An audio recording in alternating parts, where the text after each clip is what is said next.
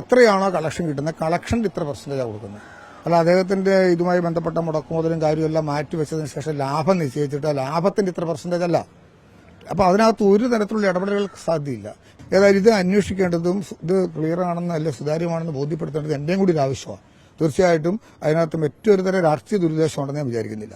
ഇത് എന്റെ രാഷ്ട്രീയ പൊതുജീവിതത്തിൽ എന്നെ ഇങ്ങനെ മോശമാക്കാൻ വേണ്ടി നടത്തിയ എത്ര കാലമായിട്ട് ജനത്തിനറിയാം, കേരളത്തിലെ ജനത്തിനറിയാം, പൊതുസമൂഹത്തിനറിയാം, ഇടുക്കിയിലെ ജനങ്ങൾക്കറിയാം. അപ്പോൾ ഇതൊക്കെ അവർ ചെയ്യുമ്പോൾ ശരിയോ തെറ്റോ എന്ന് അവരും കൂടെ ഒന്ന് വിവേകിച്ചറിയേണ്ടതാണ്. ഏതായാലും ഇത് അന്വേഷിക്കേണ്ടതും ഇത് ക്ലിയർ ആണെന്ന് അല്ലെ സുതാര്യമാണെന്ന് ബോധ്യപ്പെടുത്തേണ്ടത് എന്റെയും കൂടി ഒരു ആവശ്യമാണ്. മുൻമന്ത്രി റോഷി അഗസ്റ്റിനാണ് നമുക്കൊപ്പം ചേരുന്നത്. സാർ, ഇപ്പോൾ മലങ്കര ടൂറിസം പദ്ധതിയുമായി ബന്ധപ്പെട്ട് 112 കോടി രൂപയുടെ അഴിമതി ആരോപണമാണ് ബേബി ജോസഫ് എന്ന പരാതിക്കാരൻ ഉന്നയിച്ചിരിക്കുന്നത്. ഞാൻ ഇതിനെക്കുറിച്ച് നേരത്തെ ഒന്ന് പറഞ്ഞിരുന്നു. പദ്ധതി തന്നെ എത്ര കോടി രൂപയാണെന്നുള്ളതാണ് പ്രധാനപ്പെട്ട വിഷയം. ഇതിനകത്ത് കാണേണ്ട ഒരു കാര്യം, ഈ ഇറിഗേഷൻ ടൂറിസം എന്നൊരു പദ്ധതി ആദ്യമായി നമ്മുടെ സംസ്ഥാനത്ത് രൂപപ്പെടുത്തി കൊണ്ടുവന്നതാണ്.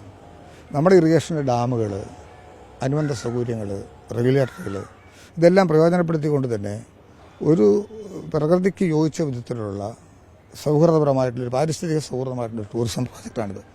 ഇപ്പോൾ ധാരാളം ഉദാഹരണം എടുത്തു കഴിഞ്ഞാൽ ഇപ്പം വരുന്ന ആൾക്കാർക്ക് കാണാൻ, അവിടുത്തെ കാര്യങ്ങൾ ആസ്വദിക്കാൻ, താമസിക്കാൻ ഒക്കെയുള്ള സൗകര്യങ്ങൾ അതിലേറ്റവും പെർഫെക്റ്റായിട്ട് നല്ല പോയിന്റ് ഇത്തരം ഡാം സൈറ്റുകളൊക്കെ ആയിരിക്കും.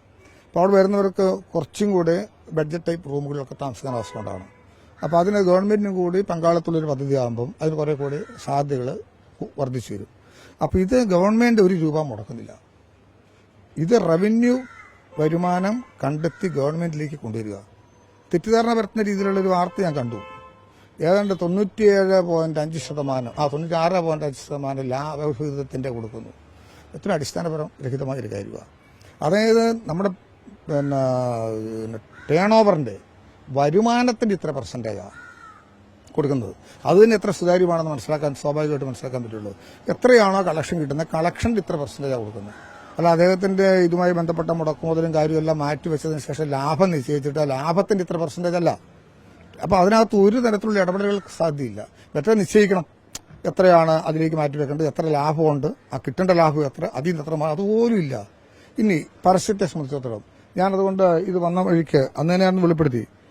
ആവശ്യമായ പരസ്യങ്ങൾ 4/1/2025, 7/5/2025, 17/7/2025 ദിവസങ്ങളിൽ മാധ്യമങ്ങളിൽ ഹിന്ദു, ബിസിനസ് ലൈൻ, മലയാള മനോരമ, മാതൃഭൂമി ഇങ്ങനെ 3 ഘട്ടങ്ങളിലായി പരസ്യങ്ങൾ കൊടുത്ത് 17/7/25 പ്രസിദ്ധീകരിച്ച് പ്രപ്പോസൽ കിട്ടാതെ വന്ന സാഹചര്യത്തിൽ 24/10/25 വരെ ഇത് നീട്ടി. ഇത് ഏറെ ലാഭകരമായ വലിയ പദ്ധതിയാണ്. ഇത് നടപ്പിലാക്കാൻ ആരെങ്കിലും വരുന്നുണ്ടെങ്കിൽ ധാരാളം ഇൻവെസ്റ്റിഗേഷനകത്ത് വരണ്ടേ. അപ്പോൾ വന്ന ഇൻവെസ്റ്റിഗേഷനെ പരിശോധിച്ചിട്ടാണ് ഇത് കൊടുത്തിട്ടുള്ളത്. നമ്മൾ കാണേണ്ട ഒരു കാര്യം, എന്റെ മനസ്സിൽ പോയത്, നിക്ഷേപ സൗഹൃദമായ ഒരു സംസ്ഥാനമായി കേരളം മാറുമ്പോൾ വരുന്ന നിക്ഷേപകർക്കും കൂടി അവസരങ്ങൾ നിഷേധിക്കുന്ന തലത്തിലേക്ക് വന്നാൽ നമ്മുടെ രാജ്യത്തെ ഡെവലപ്മെന്റ്സിനെ പോലും ഇത് ബാധിക്കും. ഇതിന് സൊസൈറ്റി എന്ന് പറയുന്ന കമ്പനി ഈ മറ്റ് ജല പദ്ധതികളും ഇവരുമായിട്ടുണ്ട് അല്ലേ? നേരത്തെ ഇവര് കാഞ്ഞിരപ്പുഴ ഇവര് നടത്തുന്നത്. അപ്പൊ അവര് കാഞ്ഞിരപ്പുഴ നടത്തിയതിനു ശേഷം എത്ര 1 വർഷം 1.5 വർഷം കഴിഞ്ഞാലേ ഇത് വരുന്നത്. അത് പരിശോധിച്ചുകൊണ്ടാണല്ലോ നമ്മൾ ഇതിലേക്ക് കൊണ്ട് ഇത് ഇതാക്കാനായിട്ട് ശ്രദ്ധിച്ചത്. അപ്പൊ ഇതൊക്കെ ഇനിയും പരിശോധിക്കാൻ ഇടയുണ്ട്. മാത്രമല്ല ലീസ് പീരീഡാണ്. സർക്കാരിന്റെ ഭൂമി ഇവർക്ക് പ്ലഡ് ചെയ്തിട്ടില്ല. അപ്പൊ ലീസ് കൊടുക്കുമ്പോൾ ലീസിന്റെ ഏതെങ്കിലും ഘട്ടത്തിൽ ലീസ് എഗ്രിമെന്റ്സ് തടസ്സമായി നിന്നാൽ അത് ക്യാൻസൽ ചെയ്യാമല്ലോ. ഗവൺമെന്റ് എല്ലാ അധികാരങ്ങളും അതിനകത്തുണ്ട്. ഡിപ്പാർട്ട്മെന്റിന് അവകാശങ്ങളുണ്ട്, അധികാരങ്ങളുണ്ട്. ആ നിലയിൽ സുതാര്യമായി കണ്ട് എല്ലാ കാര്യങ്ങളും പൂർത്തീകരിച്ചുകൊണ്ടുവരുന്ന ഇത്തരം പദ്ധതികൾ നമ്മുടെ നാടിന്റെ ഡെവലപ്മെന്റ്സിന് അനിവാര്യമാണെന്ന് കണ്ട് ചെയ്തതാണ്. പരാതി ഉന്നയിക്കുന്നത് പ്രധാനമായിട്ടും ഒരു കടലാസ് കമ്പനിയാണോ എന്നുള്ളതാണ്, തട്ടിക്കൂട്ട് കമ്പനിയാണോ എന്നുള്ളതാണ് ഉന്നയിക്കുന്ന ആരോപണം. അതാണല്ലോ ഞാൻ സംസാരിച്ചത്. ഇത് നേരത്തെ തന്നെ ഒരു വിഷയം വന്നപ്പം ഹൈക്കോടതിയിൽ തന്നെ ഒരു കേസ് പോയതാണ്. ഹൈക്കോടതിയുടെ ചീഫ് ജസ്റ്റിസ് അധ്യക്ഷനായ ബെഞ്ച് തന്നെ ഈ കേസ് പരിശോധിച്ചതാണ്. അപ്പോൾ എത്ര സുതാര്യമായി ഇതിനു മുമ്പ് തന്നെ കാഞ്ഞിരപ്പുഴ കേസ് വന്നപ്പോൾ തന്നെ ഇത് സംഭവിച്ചിട്ടുണ്ട്. അപ്പോൾ ഞാൻ അതിലേക്കൊന്നുമല്ല, മെറിറ്റിലേക്കൊന്നും ഞാൻ പോകുന്നില്ല. അപ്പോൾ ഈ പരാതിയെക്കുറിച്ച് അന്വേഷിക്കണം. അത് വിജിലൻസ് അന്വേഷണത്തിന് വന്നിരിക്കുകയാണ്. ഈ സർക്കാർ അധികാരത്തിലേറി 6ാമത്തെ ദിവസമാണ്. ഇത്തരം തിടുക്കപ്പെട്ടൊരു നീക്കം നടത്തുമ്പോൾ എന്തെങ്കിലും ദുരുദ്ദേശമുണ്ടോ? ഒരു ദുരുദ്ദേശമില്ല. അങ്ങനെ എന്തെങ്കിലും ദുരുദ്ദേശം കാണുന്നത്? ഒരു വിജിലൻസ് പരാതി കിട്ടി, ഡയറക്ടർ കൈമാറി, ഡയറക്ടർ പരാതിയുമേൽ അന്വേഷിക്കാൻ ഉത്തരവിട്ടോ ഇല്ലെന്ന് പോലും എനിക്കറിയത്തില്ല. എന്താണ് അദ്ദേഹം പറഞ്ഞതെന്ന് പോലും ഞാൻ മനസ്സിലാക്കിയില്ല. രാവിലെ വാർത്ത കണ്ടതിന് ശേഷം മാത്രമാണ് ഞാൻ പ്രതികരിക്കുന്നത്. ഞാൻ ഈ വിഷയം വന്നപ്പം തന്നെ ആദ്യം പ്രതികരിച്ചു. ഇത് ഗവൺമെന്റിന് ഒരു പൈസ ഇതിനകത്ത് മുതൽ മുടക്ക് വരുന്നില്ല. അതാണല്ലോ കാണേണ്ട ഒരു പ്രധാനപ്പെട്ട വിഷയം. ഇത് എന്റെ രാഷ്ട്രീയ പൊതുജീവിതത്തിൽ എന്നെ ഇങ്ങനെ മോശമാക്കാൻ വേണ്ടി നടത്തിയ എത്ര കാലമായിട്ട് ജനത്തിനറിയാം, കേരളത്തിലെ ജനത്തിനറിയാം, പൊതുസമൂഹത്തിലെ ഇടുക്കിയിലെ ജനങ്ങൾക്കറിയാം. അപ്പോൾ ഇതൊക്കെ അവർ ചെയ്യുമ്പോൾ ശരിയോ തെറ്റോ എന്ന് അവരും കൂടെ ഒന്ന് വിവേകിച്ചറിയേണ്ടതാണ്. ഏതായാലും ഇത് അന്വേഷിക്കേണ്ടതും ഇത് ക്ലിയർ ആണെന്ന് അല്ലെ സുതാര്യമാണെന്ന് ബോധ്യപ്പെടുത്തേണ്ടത് എന്റെയും കൂടി ഒരു ആവശ്യമാണ്. തീർച്ചയായിട്ടും അതിനകത്ത് മറ്റൊരു തരം രാഷ്ട്രീയ ദുരുദ്ദേശം ഉണ്ടെന്ന് ഞാൻ വിചാരിക്കുന്നില്ല. അന്വേഷണത്തെ സധൈര്യം നേരിടും. തീർച്ചയായിട്ടും അതിനകത്ത് സഹകരിക്കും.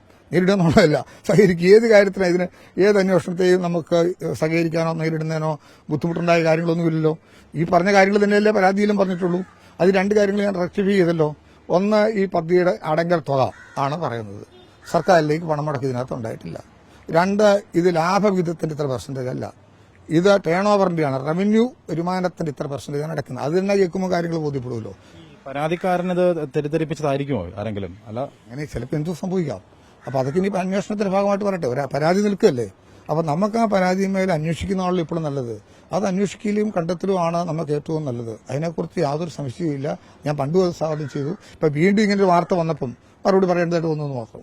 ഈ ഒരു ചോദ്യം കൂടി, കഴിഞ്ഞ 10 വർഷക്കാലം കേരളത്തിൽ ഒരു പവർ കട്ട് അങ്ങനെ ഒരു സംവിധാനം ഉണ്ടായിരുന്നില്ല ജനങ്ങൾ. ഇപ്പോൾ ഏറ്റവും ഒടുവിൽ ജലം ഈ ഒരു കടുത്ത വേനൽക്കാലത്താണ് 2-3 ദിവസം കട്ടുണ്ടായിരുന്നത്. ഇപ്പോൾ കഴിഞ്ഞ ദിവസം സണ്ണി ജോസഫ് പറയുന്നത് പവർ ഫെയിലുവർ വരുന്ന ദിവസങ്ങൾ ഉണ്ടാകും. പോകുന്നില്ല. അല്ല, അത് നമ്മുടെ ഈ സബ്ജക്റ്റ് നിൽക്കട്ടെ. ഏതായാലും ഈ വിജിലൻസ് അന്വേഷണം സധൈര്യം നേരിടുമെന്നാണ് മുൻ മന്ത്രി കൂടിയായിട്ടുള്ള റോഷി അഗസ്റ്റിൻ വ്യക്തമാക്കിയിരിക്കുന്നത്. വീഡിയോ ജേർണലിസ്റ്റ് വിപിൻ ചെങ്കലിനൊപ്പം reporter Arun Solomon, in reporter, Thiruvananthapuram.